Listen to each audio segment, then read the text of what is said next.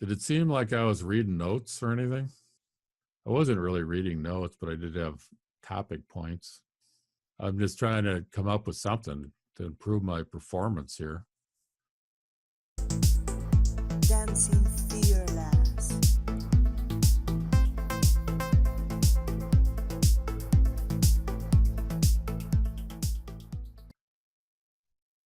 Section 10, A Science of Humanism.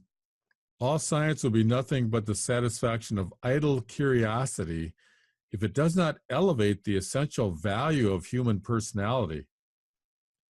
The true value of the sciences is seen only when we are shown the importance of their results for humanity. The ultimate aim of an individuality cannot be the cultivation of only a single capacity. Rather, it must be the development of all the potential that slumbers within us. Knowledge has value only by contributing to the all-around development of the whole of human nature. Again, the human being is put at the center. The true value of the sciences is seen only when we are shown the importance of the results for humanity. Science now have a strong profit motive, or it has a strong science for science sake motive. A lesser motive is the importance for humanity, though usually an argument will be made for every kind of science that it's important for humanity. We're comparing the science of idle curiosity with the science of value for the human being. Now, that's interesting, when you look at our culture and science, as far as how much science there is for idle curiosity. If you ever find any science on YouTube or most magazines or in the news, it's usually to satisfy idle curiosity. I find the philosophy of freedom very interesting because it's all about developing human potential. The ultimate aim of an individuality cannot be the cultivation of only a single capacity. I think the philosophy of freedom is really trying to develop all of our capacities. As you go through the book, it's really dealing with many different aspects of our lives. It's not just developing thinking, it's also developing free action. It's developing the ability of what it means to know, which is the difference between inner truth and outer truth.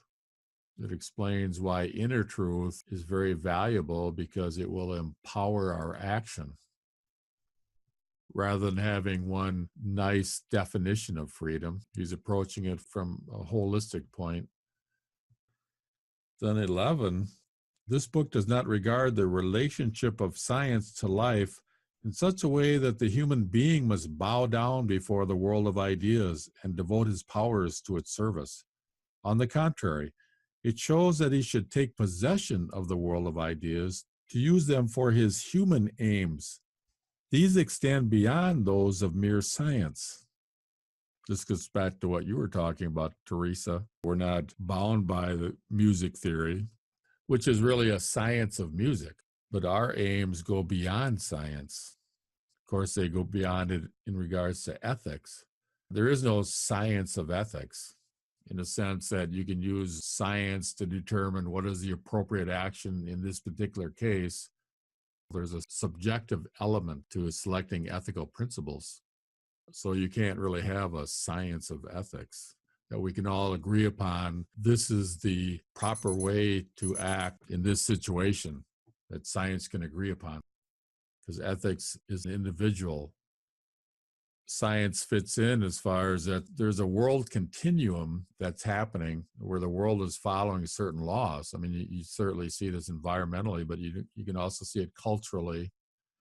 So you just can't come in and impose yourself without understanding the laws that are in place. You can't just go in and change everything without understanding the scientific laws that are controlling everything. They tried to do that in Iraq. They come in, they destroy the culture and say, okay, we're going to create a new nation building or something, and it's a complete disaster. They didn't take in regard the existing continuum of that society. They just destroyed it. And the final one, the master of ideas, One must confront an idea as master, experiencing it, otherwise, one falls into its bondage. Now, this is a perfect transition to go into the next chapter, chapter 1, which we'll be beginning next time, which is conscious human action. And that's all about confronting ideas and becoming conscious of them so they don't control us. So this chapter concludes, we must confront ideas as master, otherwise we'll fall into its bondage. You can look at the whole programming, conditioning that we grow up in, how our character is developed by family, church, institutions, school. These are all ideas that have been placed within us. The point is, there has to be a process to be able to take mastery over ideas that are within us. There has to be a technique, a method to do that. For any path to freedom, there's got to be a method where you're able to overcome your conditioning. In the philosophy of freedom, it's entering pure thinking and experiencing an intuitive impulse, a new idea that then inspires action. And what Steiner discovered was that before this intuitive impulse occurs, all the conditioning steps back and opens a space, and then the impulse appears. That's the method of why freedom is possible, according to the philosophy of freedom. And that has to be a scientific fact, which I produced that one video where the scientists discovered that through brain waves. They recognized that phenomena as scientific fact.